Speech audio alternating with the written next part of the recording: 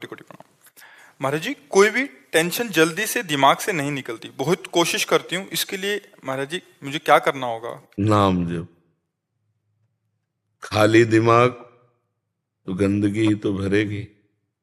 अगर हमारे दिमाग में भागवतिक चिंतन है, परमात्मा चिंतन है, तो हम उसको 2 मिनट में डिलीट कर देंगे। नहीं तो जीवन भर आदमी जिसने गलत कभी बोला और सामने पड़ेगा तो जीवन भर कोई कोई द्वेष बनाए रहते हैं। विवेक तो वही कि एक क्षण में द्वेष को नष्ट कर दो और आनंद पूर्वक भगवत चिंतन में लगो। अगर भगवत चिंतन नहीं तो दूसरा कोई उपाय नहीं, आप ये पक्की बात समझ लो। अध्यात्म के बिना आप इन निगेटिव भावों को रौंद नहीं सकते। आप इनको रौंदने के लिए जब नाम जप करोगे तभी कितना भी कोई भी भारी से भारी विपत्ति, भारी से भारी समस्या, भारी से भारी निगेटिव चिंतन हम नष्ट कर सकते हैं भगवान के चिंतन के द्वारा। ध्येय मापदी, जिन चरणों का ध्यान मात्र आपदा का नाश कर देता है। हरि स्मृति सर्व विपद विमोक्षणम, भगवान का स्मरण समस्त विपत्तियों का नाश कर देता है। और जब नाम जप करते हैं तो विवेक जागृत होता है, विवेक 1 मिनट में हटा देता है। नहीं तो उसी का चिंतन, इसने क्यों कहा, कैसे कहा, अरे फिर दूसरा, फिर तीसरा, वही इतना चिंतन करते करते फिर वो डिप्रेशन में पहुंच जाता है। ये ओवर थिंकिंग रोकने के लिए नाम जप अत्यंत आवश्यक है। इस लोक और परलोक में आनंदित रहने के लिए, दिमाग शांत और शीतल रखने के लिए हमें भगवान का चिंतन चाहे वो राम जपो, कृष्ण जपो, हरि जपो, जो नाम जपो, बिना नाम जप किए तब लग कुशल न जीव कहूं, सपने हूं मन विश्राम, जब लग भजत न राम कहूं, शोक धाम तज काम। ये शोक का धाम है संसार, कामनाओं का जाल बिछा हुआ। एक बात पूरी हुई 2 खड़ी हो गई, 2 पूरी हुई 4 खड़ी हो गई, और बार बार उसी का चिंतन करते हुए हमारा जीवन व्यर्थ चला जा रहा है। हम आनंद को तो जान ही नहीं पा रहे। आनंद किसे? हम समझ रहे हैं कामनाओं की पूर्ति से आनंद है, और कामनाओं की पूर्ति से तो और चिंता शोक बढ़ता चला जा रहा है। तो आनंद का मार्ग अध्यात्म है। हम नाम जप करते हुए सब काम करें। नाम जप करते हुए, नाम जप में इतनी प्रवीणता है, जैसे आपने हमें गाली दिया, आपने हमारी निंदा की, आपने हमें अपमानित किया, तुरंत विवेक उठेगा, नहीं नहीं, इसके भी हृदय में तो भगवान है। मेरे किसी पाप कर्म का दंड मुझे भुगताया जा रहा है, ये बेचारा तो निर्दोष है, इसको तो निमित्त बनाया जा रहा है। बड़े कृपालु भगवान, जो हमारे किए हुए कर्म का हमको दंड देकर पवित्र कर रहे हो। उससे मतलबे नहीं है, उससे मतलबे नहीं है, वो दुष्ट नहीं है। हमारी दुष्टता का किसी जन्म के जो कर्म है उसका दंड देने के लिए इसको निमित्त बनाया गया। ये विवेक, ये ज्ञान आपको 1 मिनट में बचा लेगा। दूसरी बात, इतनी नाम जप से क्षमता आ जाती है कि जैसे अपने हाथ से अपने चोट लग जाए, किसको आप गाली दोगे? अपने हाथ से चोट नहीं लग जाती, अपने किसको गाली दोगे? अपने दांत से जबान कट जाए, किसको गाली दोगे? ऐसे ही सब में आत्मस्वरूप भगवान का दर्शन कर रहा है, तो दुनिया के द्वारा किए हुए प्रहार को ऐसे ही समझ रहा है जैसे अपने हाथ से अपने को दंड में। वो किसी को दोषी नहीं समझता, सब में भगवत भाव। उमा जे राम चरण रत, विगत काम मद कोह, निज प्रभु में देखें जगत, केसन करें विरोध। तो बिना भगवान के चिंतन के इस समस्या का समाधान नहीं हो सकता। जब तक सर्वत्र समबुद्धि नहीं आएगी, ज्ञान नहीं जागृत होगा, तब तक ये जलन शांत नहीं होगी। द्वेष करने वाले पर भी हम रोष ना करें, ये अध्यात्म है, तो हम जीत जाएंगे। नहीं, कितना आप कितना प्रपंच, जरा दिमाग को आप अपने खुद देखिए, कितना प्रपंच भरा हुआ है। उसको साफ करने के लिए हमारे पास नाम है, राधा राधा राधा राधा। आप खुद देखना, आप कितने गंभीर हो जाएंगे, आपको कितना आनंद आने लगेगा, आप में एक मस्ती आ जाएगी। आप खुद देखिएगा। नाम ही एक उपाय है। किसका प्रश्न था? हाँ, नाम नहीं जप करोगी तो फिर इसको नहीं हटा पाओगी। यही तो दंड है, यही दंड है। अरे देखो, यही बुद्धि अपने आप जहर खवा देती है। अपने हाथ से आदमी जहर खाता है, अपने हाथ से फांसी लगा लेता है, अपने हाथ से शूट कर देता है। ये वही बुद्धि है जो भगवान से विमुख हुई, संसार में सुख खोजने गई, और जब उसको कुछ नहीं मिला, धोखा मिला, या उसका निर्णय ठीक नहीं हो पा रहा, तो सोचता है यार अपने को ही खत्म कर दो। ये है बुद्धि। ये देखो ना, कितनी घटनाएं ऐसी घटती हैं।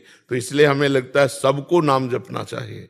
गंदा भोजन छोड़ो, गंदा पेय पदार्थ छोड़ो, गंदे आचरण छोड़ो। नहीं तो तुम्हारी दुर्गति हो जाएगी। आज हंस लो हमारी बात पे, girlfriend boyfriend live in relation, आज हंस लो हमारी बात पे कि बाबा जी ऐसी बात करते हैं, ये क्या जाने। समय आएगा ना, तब तुम देखना, हमारी बात को याद करना कि तुम्हारा जीवन कहां पहुंच गया है, कितने संकट में पहुंच गया है। सच्ची मानो सबको नाम जप करना चाहिए, गलत भोजन छोड़ना चाहिए, गंदा पेय पदार्थ छोड़ना चाहिए, गंदे बच्चों का संग छोड़ना चाहिए, तभी जीवन उन्नतिशील होगा। जो 20 वर्ष के पहले ही ब्रह्मचर्य खो देता है वो गृहस्थी लायक नहीं रहता। समय आने पर देख लेना, एक अच्छा सदगृहस्थ जीवन निर्वाह नहीं कर पाएगा वो। तो आज हमारी समाज बिगड़ती चली जा रही, खान पान बिगड़ते चले जा रहे हैं। बच्चों को देखो ना, जब बच्चों की पसंद, बोले चाउमीन क्या कहते हैं, हाँ नूडल पिज्जा, ये पसंद है। तो हम अच्छा पदार्थ जैसे रोटी दाल चावल सब्जी, ये शुद्ध जो घर के, ये पसंद नहीं आते। बहुत संभल करके भोजन, बहुत देखो, जैसा खाओ अन्न वैसा बने मन, जैसा पियो पानी वैसी बने वाणी, जैसा करोगे संग वैसा चढ़ेगा रंग।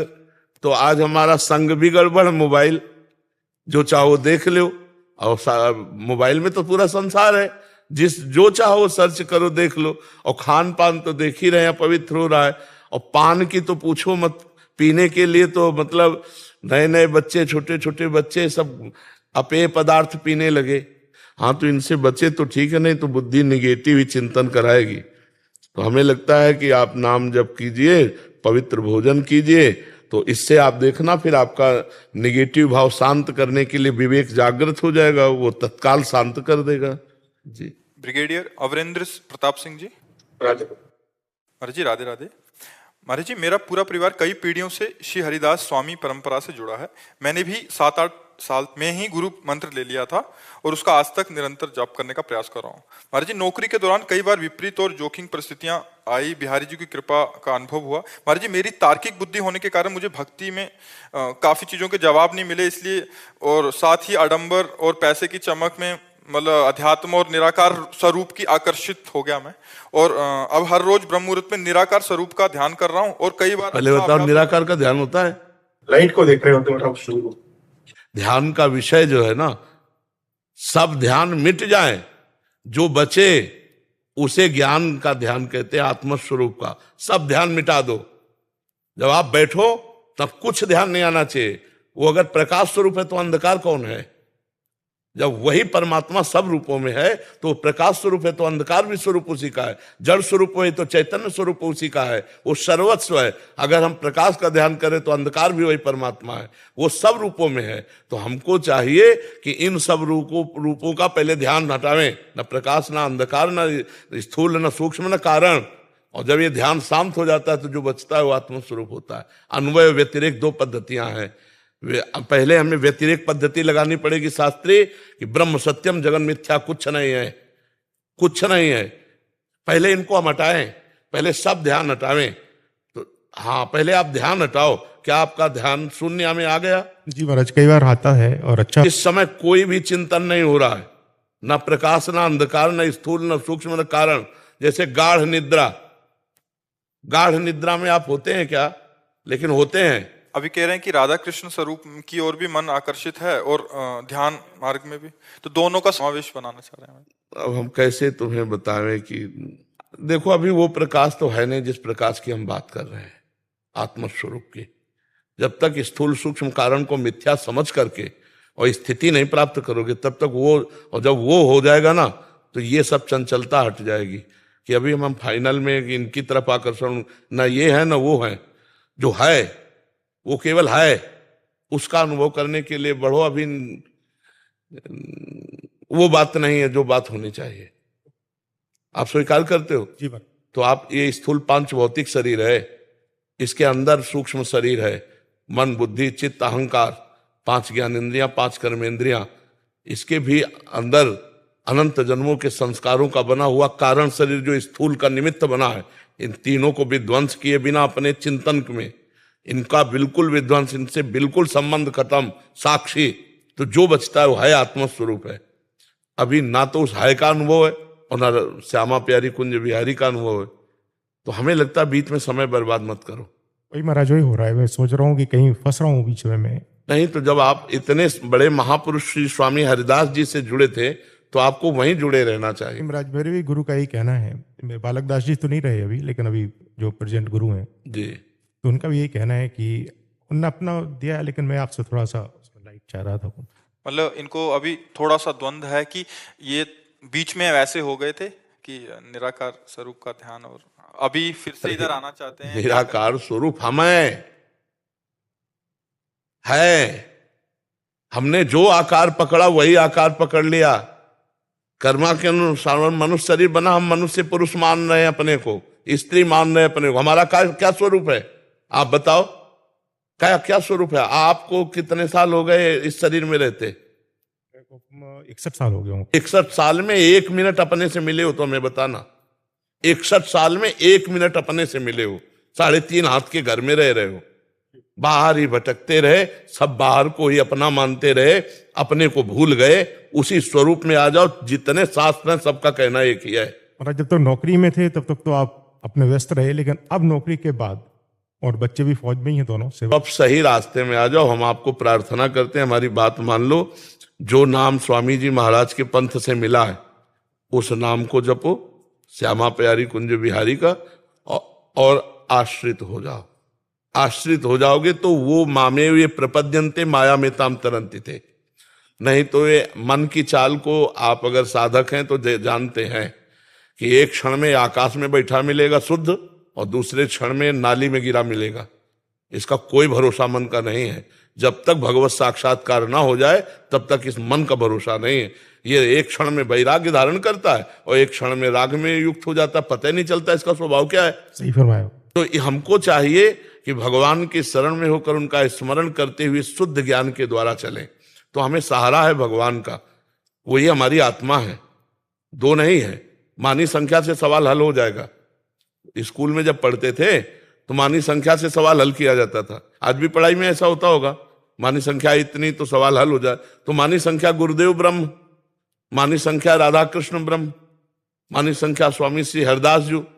अब यहां से शुरू करो और उनकी शरण में होते हुए तो इतनी तन्मयता हो जाएगी कि आपका विस्मरण हो जाएगा, वही केवल बचेंगे। सवाल हल तभी माना जाएगा जब एक बचे, चाहे ज्ञान से आओ, चाहे भक्ति से आओ, चाहे योग से आओ, पूरी सृष्टि में एक ही बचे। चाहे वासुदेवा स्वरमित, चाहे जड़ चेतन जग जीव जत सकल राम में जान, चाहे सर्वम खलमिदम ब्रह्म, चाहे ईशावास्यमिदम सर्वम यत् किंचे जगत्याम जगत, किसी भी तरह से आओ एक। तो सही ढंग से लगो। बहुत कृपा है भगवान की कि आप परमार्थ में लगे हो, पर उसको दुचित मत रखो। दुचित कब हो, परितोष न लाए। हमारा स्वरूप ही निराकार है। परमात्मा के स्वरूप की तो जाने तो हमारा स्वरूप ही निराकार है। हम जिस आकार को पकड़ते हैं उसी में बंध जाते हैं। नहीं तो हमारा स्वरूप क्या है आप कोई बतावे। सिर्फ इतना संबोधन हो सकता है, उसी को ब्रह्म को, उसी को आत्मा को, उसी को परमात्मा को, केवल संबोधन है। लेकिन है क्या, वो तो अनुभव गम में भजें जय संता, अनुभव के द्वारा आता है। वो अनिर्वचनीय वाणी से बताया नहीं जा सकता। तो हम कहते हैं कि लगो और तीव्र गति से लगो, क्योंकि पता नहीं कब श्वास अंत हो जाए। बिल्कुल महाराज, लाइफ एंड पे आ रही है, बाइंडिंग है, तो अब लगो, खूब तीव्र गति से लगो। समझ में आए? आप जी क्या कह रहे थे?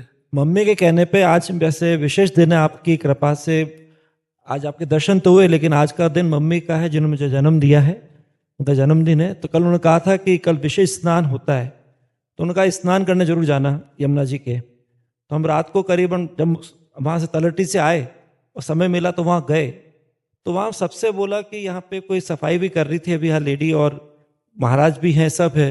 तो सब कह रहे कि यहाँ तो कोई नहीं है। अब मुझे मेरी भारिया है, उनको दोनों को दर्शन हुए, कोई और भी नहीं। जैसे मेरे साथ आया है ये भी हाल, उनसे बोला कि आपने देखा? बोले किसी ने देखा। हम दोनों कह रहे कि हमको तो नजर आई। तो ऐसा लगा साक्षात यमुना महारानी के दर्शन हुए कल। यहाँ तो दिव्य सहचर्या भगवान का दिव्य धाम है। यहाँ तो कुछ भी दिव्यता हो सकती है, या तो कोई आश्चर्य की बात नहीं है। ये तो बहुत दिव्य धाम है वृंदावन। यहाँ तो प्रिया प्रीतम विराजमान है, अनंत सहचर्या है। कौन सहचरी यमुना जी की सेवा में थी, कौन क्या कर रहे, पता नहीं कौन सी शक्ति कहाँ विचरण कर रही है। तो धाम है ना प्रभु का। हमारी दृष्टि हो तो हम पहचानना शुरू कर दे। जी मुकेश अग्निहोत्री जी, राधे राधे महाराज जी। महाराज जी, आप उप मुख्यमंत्री हैं हिमाचल प्रदेश के। महाराज जी, आप कह रहे हैं कि आपकी पत्नी की अकाल मृत्यु हो गई थी, बट एक दिन पहले आपसे मिलने की उनको तीव्र इच्छा थी और बहुत प्रयास भी किया, बट मिल नहीं पाए, मतलब वहीं से। महाराज जी, उनके अंतिम इच्छा को पूरी करने के लिए आप आए हैं महाराज जी। हाँ, धन्यवाद है। हमें लगता है कि एक श्रीमद् भागवत का पाठ करवा लेना, मूल संस्कृत का पाठ भागवत का करवा के संकल्प करके अपनी पत्नी को दे दीजिएगा। तो मूल संस्कृत के पाठ से क्या है कि अकाल मृत्यु में जहां भी जो भी गति होगी उसमें उन्नति हो जाएगी, क्योंकि भागवत इतनी समर्थ है कि धुंधकारी प्रेत बन गया था, फिर भी उसे भागवत ने भगवत स्वरूप प्रदान करके परम पद दिया। विमान आया था गोकर्ण जी के सामने, तो हमको लगता है कि तस्मात् शास्त्रम प्रमाणम थे, तो अगर उनकी इच्छा की पूर्ति तो उनकी सदगति की भी पूर्ति करवा दीजिए। अगर आपको समय मिले तो 7 दिन स्वयं बैठकर सुनिए, और नहीं समय मिलता तो पुत्र या किसी को भी बैठा दीजिए, और उत्तम जो संस्कृत के ज्ञान से परिपूर्ण है और जो विश्वास पूर्वक पूरे अध्यायों का पाठ कर सकते हैं, तो उनको उचित दक्षिणा दे करके पूजन करके 7 दिन अगर भागवत का पाठ हो और वो संकल्प करके उस जीवात्मा को दिया जाए जो आपकी पत्नी बन के आए, परम मंगल हो जाएगा। आप ऐसा कर लेना। शायद भगवान ने इसीलिए आपको भेजा होगा कि उसका मंगल हो जाए। हाँ, जीव का मंगल होना, भगवान की लीला कथा और भगवान के भक्त, यही है जहां से मंगल होता है।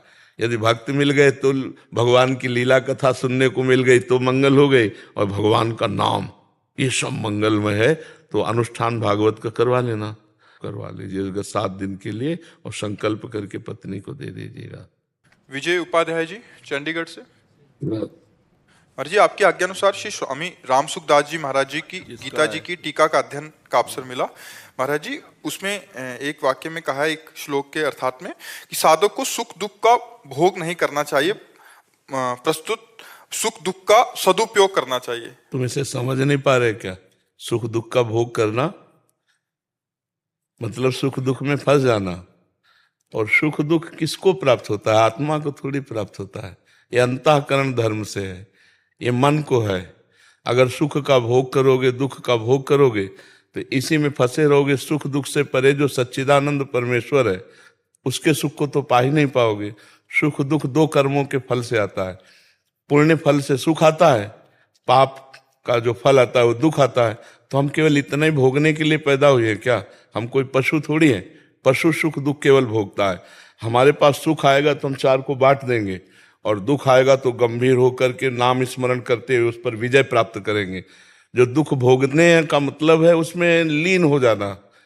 जैसे कोई पराजित हो जाता है इतना दुख में कि वो अपने शरीर को भी नष्ट करने की सोच लेता है, वो दुख का भोग करने लगा। सुख आया, इतना फूल गए, नाच रहे हैं, इतना दंडता कर रहे हैं, नहीं, गंभीर रहो। सुख आया है, 4 को बांट के खाओ। दुख आया है, नाम जप करते हुए गंभीर होकर उसको पार कर जाओ। जैसे दिन है तो रात आएगी, फूलो मत। रात है तो निराश मत हो, दिन आएगा।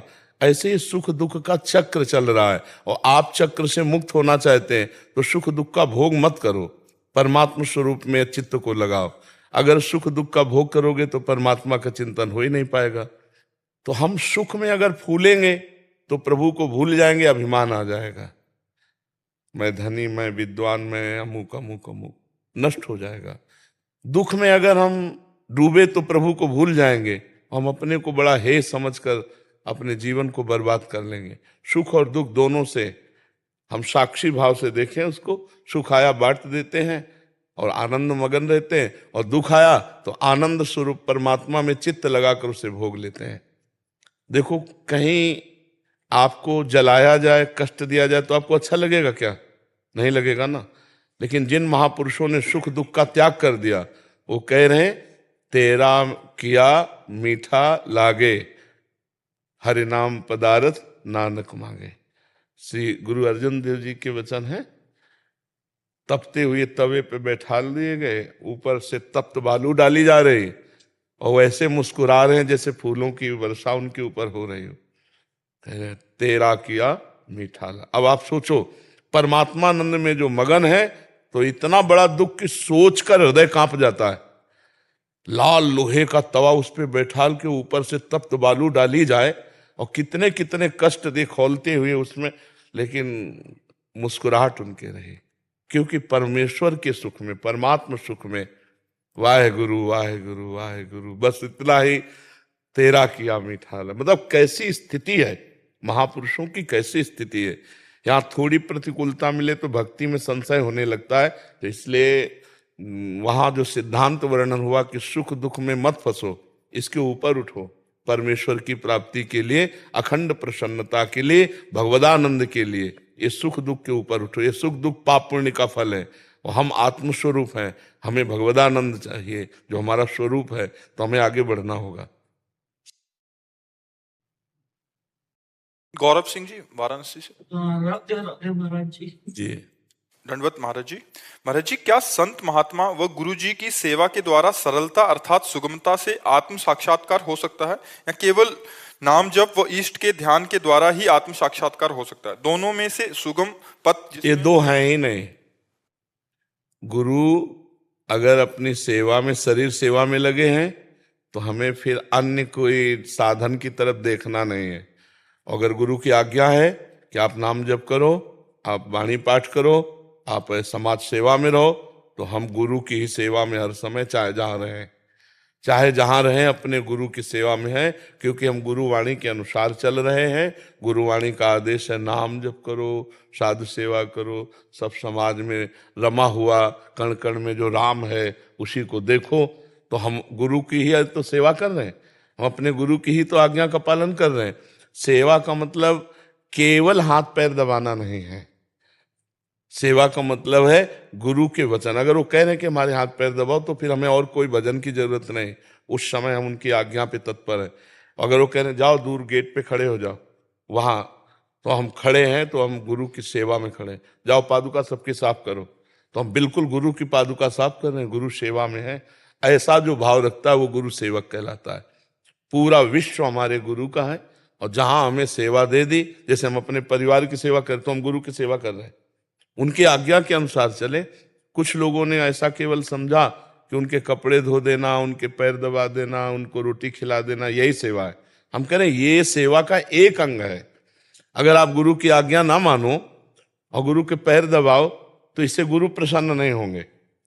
वो जो कह रहे हैं वो बात मानो, बस उनकी आज्ञा। हम तो इतना समझा है कि आज्ञा अपने साहब की पालन करें, इससे बड़ी कोई सेवा नहीं। अगर साहब दूर देश में हमको रखते हैं तो भी हमारे पास ही साहब हैं, और अगर साहब के नजदीक है उनकी आज्ञा को उल्लंघन करते तो बहुत दूर हो, साहब को नहीं पहचान पाओगे, अपने प्रभु को नहीं पहचान पाओगे। समझ पाए बच्चा? सरलता पूर्वक भगवत प्राप्ति होती है आज्ञा।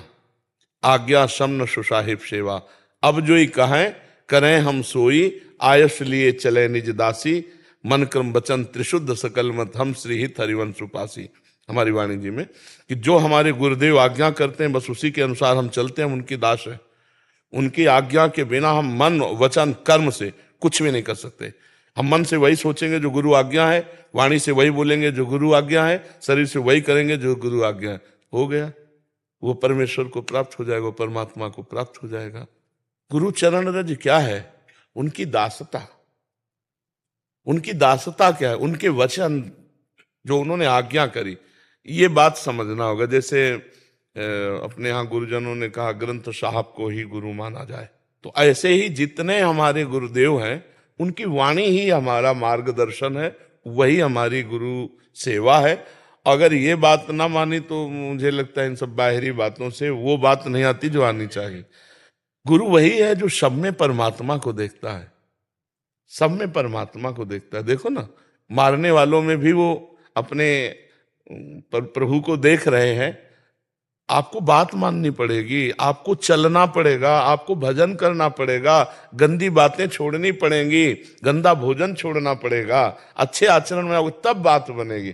तब कहा जाता है गुरु कृपा, वाहे गुरु बहुत कृपा। हम श्रद्धा और विश्वास का ये व्यवहार दिखाते हैं, असली बात है गुरु की बात मानना।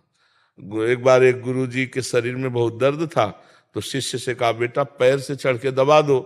तो उन्होंने कहा अरे गुरु जी हम ऐसा कैसे कर सकते हैं, हम कभी नहीं कर सकते।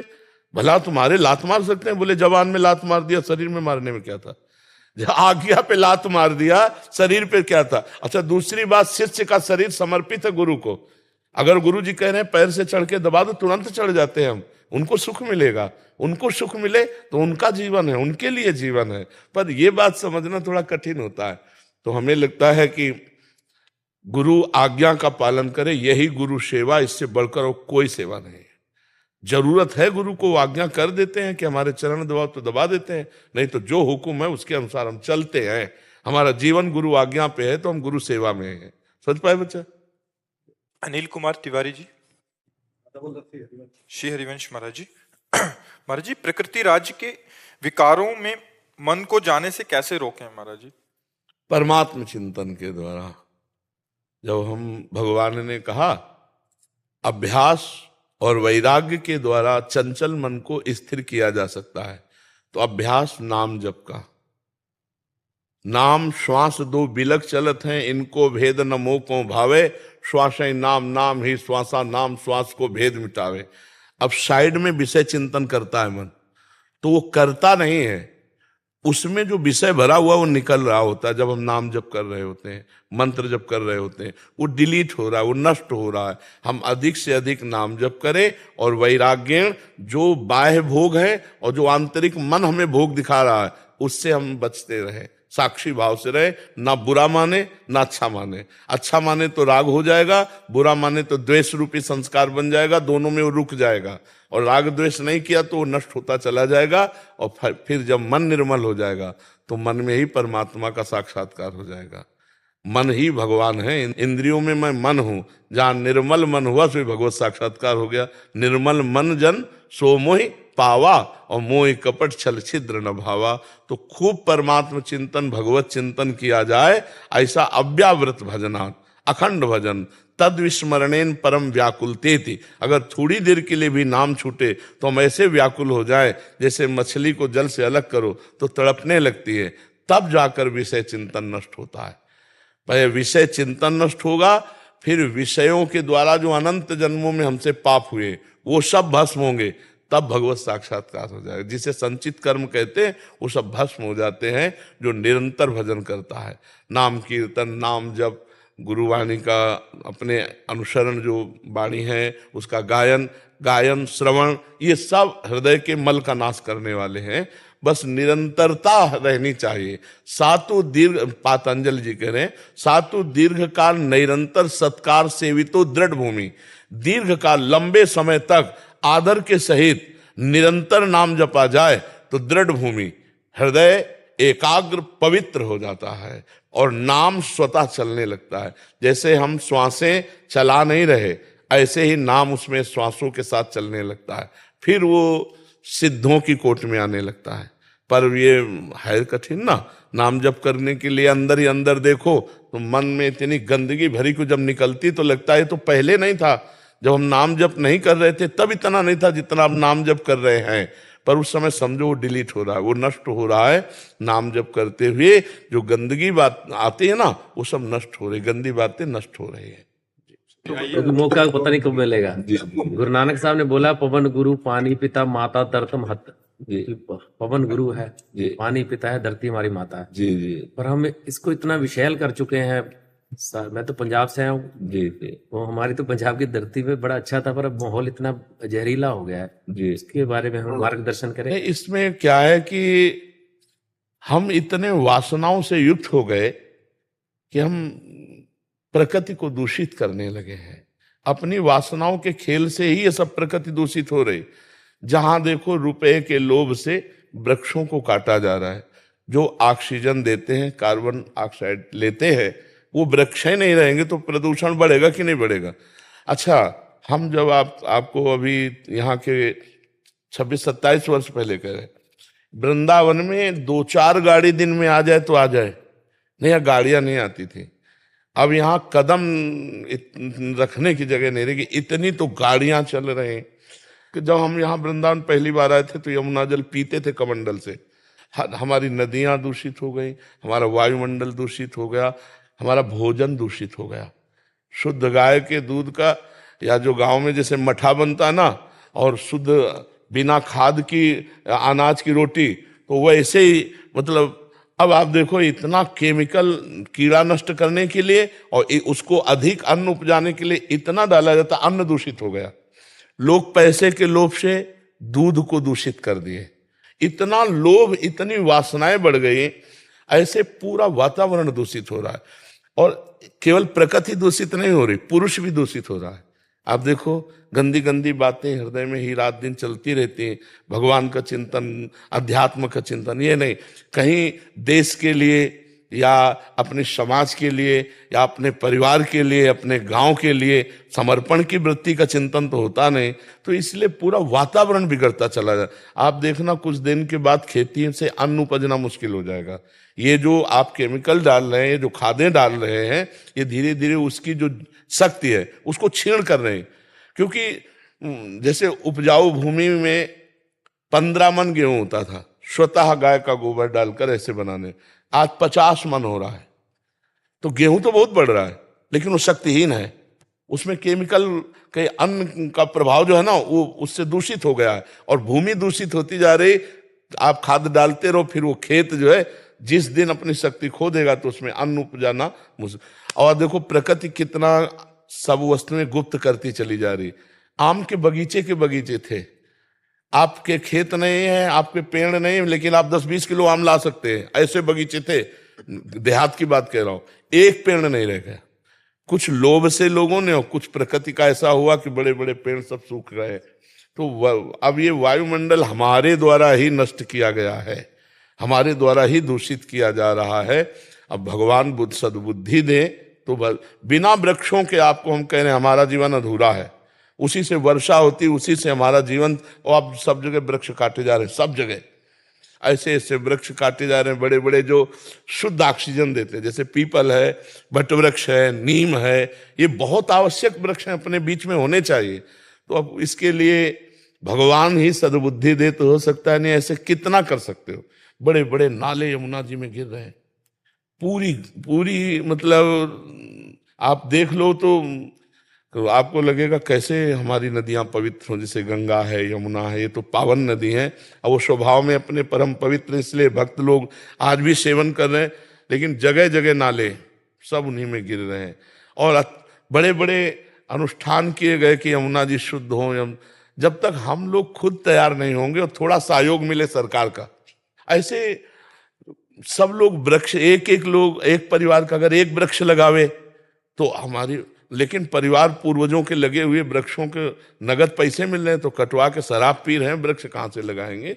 खान पान बिगड़ रहा है, अर्थ लोलुपता बढ़ रही। तो हम तो भगवान ही से प्रार्थना कर सकते हैं कि हमारे देशवासियों की बुद्धि बदले तो प्रकृति शुद्ध हो। क्यों, और क्या उपाय हो सकता है? नहीं ठीक है जी, आपका हमें शुद्ध बुद्धि मिलेगी। हाँ, हमारी द्वारा जो प्रकृति की इस शोभा को, शांति को, सुख को नष्ट किया जाता है, ये हम ही लोग सुधारें उसको। हम ही लोग सुधारे तभी सुधर पाएगा, और हम लोगों को सुधारेंगे भगवान, वही सद्बुद्धि प्रदान करे जी। आनंद कुमार गुप्ता जी।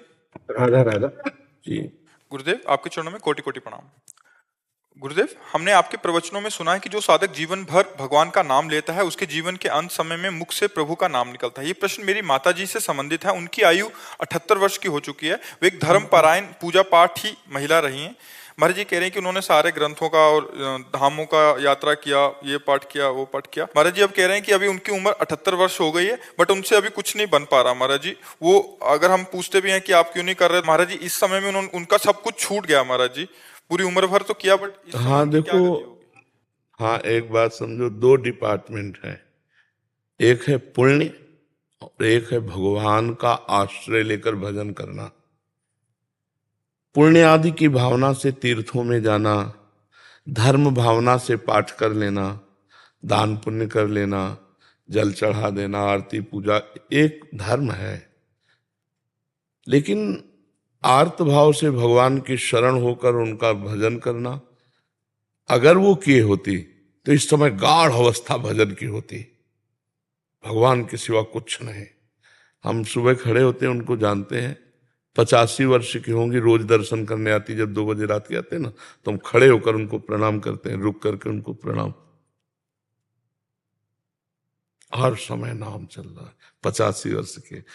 तो क्या हुआ, हम लोग दान पुण्य इनको और या पाठ आदि को या तीर्थ अवगाहन को हम ऐसा मान लेते हैं कि भगवान की बहुत बड़ी भक्ति है। प्राय लोग अरे बड़े भगत हैं, रोज गंगा नहाने जाते हैं, बड़े भगत हैं, बद्री नारायण होया है। एक गांव की बात, बद्री नारायण गए लेकिन हृदय से कभी नारायण की शरण नहीं हुए, तो उनका शुभ कर्म बनेगा ना कि भजन बनेगा। शुभ कर्म और भजन में अंतर है। फावड़ा चलाना भी भजन हो जाएगा, व्यापार करना भी भजन हो जाएगा जब हम भगवान की शरण में होकर अंदर से, और हम निरंतर भगवान के नाम में डूबे हैं। तो अभ्यास कहाँ जाएगा? इसी समय के लिए तो है कि मानो हमारी ऐसी स्थिति आ गई कि हम मूर्छा में हो गए या मृत्यु जनित कष्ट, बहुत दुख है बीमारी में, अब बुद्धि उसमें शिथिल हो रही, तो उसमें नाम चलेगा, क्योंकि जीवन भर नाम जप किया है तो नाम चलेगा। अब जैसे इस तरह के भागवतिक कार्य हैं, इन कार्यों से अगला जन्म मिलेगा और फिर शुद्ध भक्ति का संस्कार आएगा, तब वो भगवान की प्राप्ति होती है। या अंतिम समय कोई याद दिला दे कि राम राम कहो, राधा राधा कहो, और वो कह भी नहीं पा रहे लेकिन कान में सुनाई दे रहा, तो काम बन जाएगा। अभी आपके ऊपर है। नहीं गुरुजी, हम तो पूरा प्रयास कर रहे हैं, लेकिन अभी उनका ये 6 महीने से ऐसा हुआ है। देखो, अनंत जन्मों के संस्कार भगवान केवल टीवी देखती हैं वो। बहुत बिगड़ गया मामला। वो केवल पुण्य आदि था, वो भगवान की शरणागति नहीं था। अब सोचो, टीवी देखने का मन बुढ़ापे में, अरे जाना है भैया भगवान के यहाँ जाना, तो प्रपंच झूठा, झूठे पे झूठा।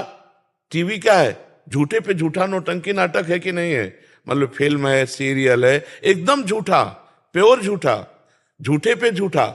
हाँ, तो हाँ, फिर हमें लगता है कि बुद्धि जो है विपरीत दिशा को जा रही। अब हमारे लिए क्या कर्तव्य उनको रहा? कर्तव्य तो यही कि जैसे उनको किस तरह से समझा के लाए कि अब भगवान से प्रार्थना कीजिए। आप ज्यादा समझाओगे तो आपको डांट सकते हैं। हम बहू बेटे हैं उनके। हाँ, तो डांट भी सकते हैं ना कि तो ज्यादा हमको उनने ही हमको मार्ग दिखाया। हाँ। पूजा पाठ, ये विग्रह पूजन। आपको बताएं, हम लोग बाहरी को भक्ति मान लेते हैं। भक्ति एक अंदर का विषय है, बाहरी क्रिया कुछ ना हो भक्ति जनित, और अंदर से आपका नाम चल रहा है तो आप महान भक्त हैं। बाहरी क्रियाएं हो रही, भजन नहीं। तो इसीलिए भगवान ने एकादश स्कंद में कहा, भागवत में, व्रतांसी यज्ञ छंदांसी तीर्था नियमा यमा यथा वरुंधेत सत्संगा सर्वसंगोपहो हिमाम। मैं व्रत से, तीर्थ यातन से, यज्ञ से, वेदाध्ययन से, गृहस्थी के पुण्य धर्म का, इनसे बस में नहीं होता। अगर मुझे कोई प्राप्त करना चाहता तो मेरे भगवत प्रेमी महात्माओं का संग करे, जिससे सर्व संगों का त्याग होकर मेरा अखंड स्मरण प्राप्त हो।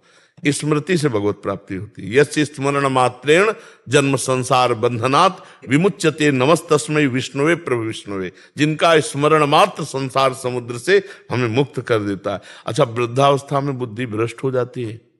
अगर सही भजन हुआ तो उस समय करेक्ट रहेगी, नहीं भ्रष्ट हो जाती है। तो अब देखो, आ गई ना अंतिम फाइनल, और टीवी अच्छी लग रही, इसका मतलब बुद्धि निगेटिव परमार्थ से, नहीं तो साधना में ये सब नहीं अच्छा लगा। अब तो केवल यही होना चाहिए कि भगवान की कथा आपसे कह सुनाओ, भगवान की कथा सुना रहे, बैठे हैं, नाम जप कर रहे हैं, भगवान की आरती पूजा भोग जो बना, नहीं तो नाम जप कर रहे हैं। नाम जप में तो अगर जीवन भर भजन किया है तो फिर भजन, ये माला करी उन्होंने, सब कुछ किया। हम देखो, एक प्रकार की माला ऐसे भी होती है कि माला चल रही और मन कहीं और चल रहा है, बातें हो रही और माला भी चल रही। ये आश्रय की बात कह रहे हो, आश्रित से हाँ सारा काम बनता है। जब शुरू से भजन किया जाता है तो उसका एक प्रकाश हो जाता है। और अगर थोड़ा माला इधर घुमा लिया, तीर्थ यात्रा, ये शुभ कर्म होता है। तो अशुभ कर्म भी तो है, वो अपना प्रभाव दिखाएंगे। तो अब आपके हाथ में है, आप उनको कथा सुनाओ, जैसे भागवत की है, भक्तमाल की है, नाम सुनो। जब कहें टीवी देखो तो प्रवचन सुनाओ, नाम कीर्तन सुनाओ, और संतों के प्रवचन सुनाओ। टीवी में इधर उधर मत लगाओ। अब जैसे बुरी दशा आने के पहले बुद्धि बदली जाती है, तो अब अंतिम बिगड़ जाए इसलिए माया उनकी बुद्धि को बदल रही है। अब आप ही देख लो, नहीं तो कोई उपाय नहीं। इसीलिए तो जन्म जन्म मुनि जतन कराहे, अंतराम कहे आवत नाहे। गुरुदेव, हमारी एक इच्छा है कि उनके लिए भागवत पाठ करा लें क्या? हाँ जिंदा है अभी तो करवा लो और अच्छा रहेगा। बिल्कुल बिल्कुल बिल्कुल, बहुत सुंदर बहुत सुंदर बहुत सुंदर। के अंदर ही घर के अंदर ही घर के अंदर हाँ वो संस्कृत वाला पाठ करवाओ, मूल संस्कृत।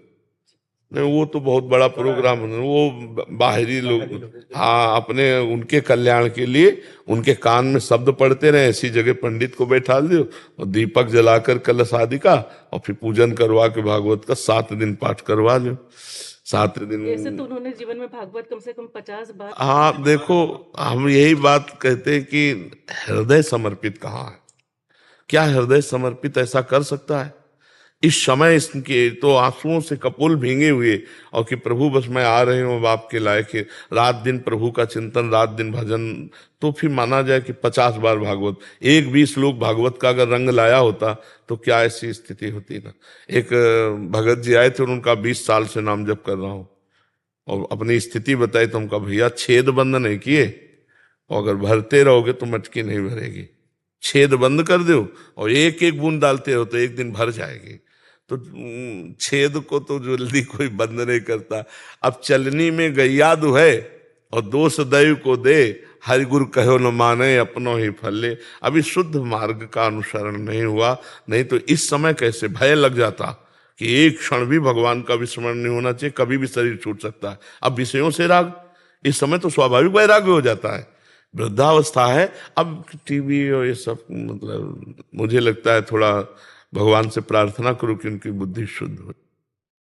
महाराज जी ये प्रश्न मैं करता नहीं, बट एक स्थिति के बारे में आपको संज्ञान में डालना चाह रहा हूँ और इनका भी निराधार हो जाए तो इसलिए। महाराज जी, गुरु जी मेरा प्रेम निस्वार्थ हो अगर जिससे मैं प्रेम करती हूँ और उसका आकस्मिक मृत्यु हो गई बद्रीनाथ जी में और मुझे हर जन्म में उसका ही साथ चाहिए, उसके लिए मुझे जो भी मार्ग चलना पड़े मैं वही करूंगी, बस आप मुझे उसके लिए मार्गदर्शन करें। हमारा प्रेम निस्वार्थ था, निस्वार्थ रहेगा, हमेशा यही अनुभूति हुई। उसके प्रेम की सृष्टि सबसे खूबसूरत सृष्टि है। हाँ तो अपने प्रेम हाँ को पुनः तो प्राप्त पाना चाहता हूं। देखो सबके इन ढांचों के अंदर भगवान विराजमान है और कोई नहीं, नाम रूप अलग अलग पुकारे जाते हैं, ये ढांचे हैं। इनमें जो पावर है जैसे माइक, पंखा, हाइलोजन, एसी और लाखों करण हैं, यंत्र हैं, पर बिजली तो एक ही है ना। तो सबके अंदर पावर एक है, परमात्मा। आप भगवान श्री कृष्ण की आराधना करो कि उस शरीर के अंदर आप ही थे। अगर वो शरीर प्रिय होता तो शरीर रख लेते, शरीर किसी को प्रिय नहीं होता, चाहे जितना प्यार शरीर से कर रहे हो उसको नहीं जानते, लेकिन जब वो चला जाएगा तो शरीर पैसा दे के नष्ट करवा दोगे, आग लगवा दोगे। इसका मतलब शरीर से प्यार नहीं कर रहे थे, उसी से प्यार कर रहे थे, परमात्मा से। तो सबके अंदर मूल में परमात्मा ही है। श्री कृष्ण को विराजमान करके आराधना करो कि मुझे जन्म जन्म तुम ही पति रूप में मिलो। वही थे शरीरों का कि वही रूप, वही पांच भौतिक शरीर कभी नहीं। ये हमारे प्रभु का सृष्टि का ढांचा ऐसा बनता है खांचे से कि दोबारा देखने को नहीं मिलेगा। अब बताओ कितने लोग हैं, सबकी आंख और नाक कान और सब अलग अलग पहचाने जाते हैं, और वो असंख्यों लोग और सबका फिंगरप्रिंट अलग ही मिलेगा। यार कितना चमत्कार मेरे प्रभु का है। नहीं तो ये तो नाशवान शरीर है, वही जन्म जन्म मिले, क्योंकि वही अंदर थे तुम्हारे पति के, और वो चले गए तो तुमने कहां उसको रखा, कहां उसको माना, उसको नष्ट कर दिया ना। तो जो उनके अंदर थे वो प्रभु श्री कृष्ण थे, उनको तुम जानती नहीं, उनको तुम मानती नहीं हो। नहीं ये प्रश्न न रहता, ये प्रश्न खत्म हो जाता कि मैं हे परम सुंदर सबके अंदर विराजमान श्री कृष्ण, मैं तो जानती नहीं थी कि तुम ही हो।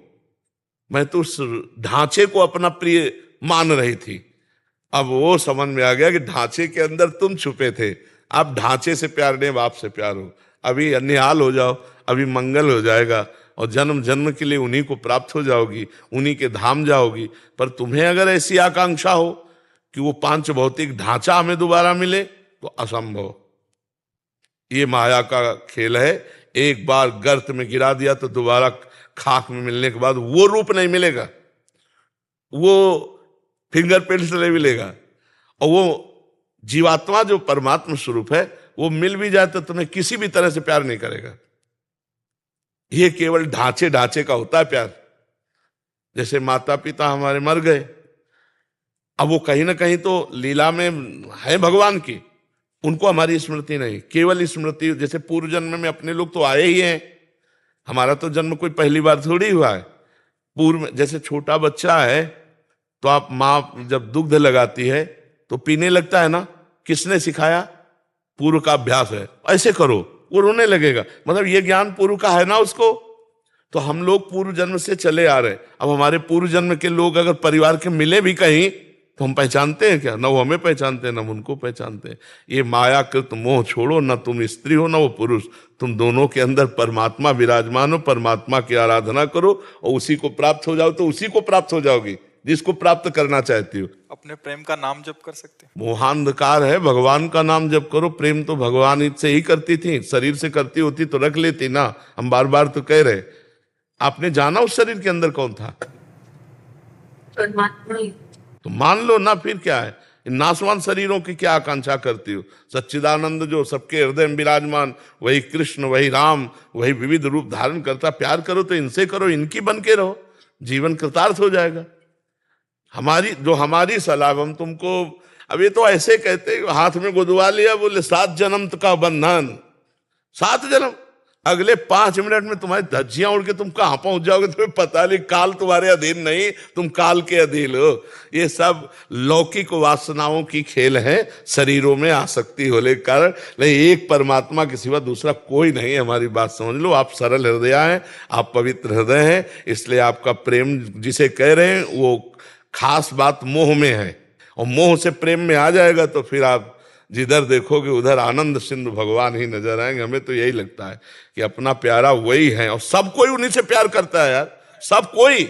अगर आपका पुत्र पधार जाए, मान लो पुत्र के अंदर का परमात्मा चला जाए, तो रख लियो आप 10-5 दिन। आप पैसा दे के कहोगे कि अब ले जाओ, वो चला गया। कौन? जिसको जानते नहीं हो, और जिसको जानते हो तुम्हारे आगे पड़ा है। आप समझो, अनजाने में तो परमात्मा से प्यार सच्ची मानो। ये जैसे शरीर चल रहा है ना, तो इसमें नाम रूप लेकर लगता है मैं, वो जो मैं अंदर है वो पावर है, पावर। और हम देखो उस पावर के अंश हैं जो सबसे बड़ा है। तो हम सबके अंदर एक बात रहती कि मैं सबसे बड़ा बन जाऊं, नहीं रहती।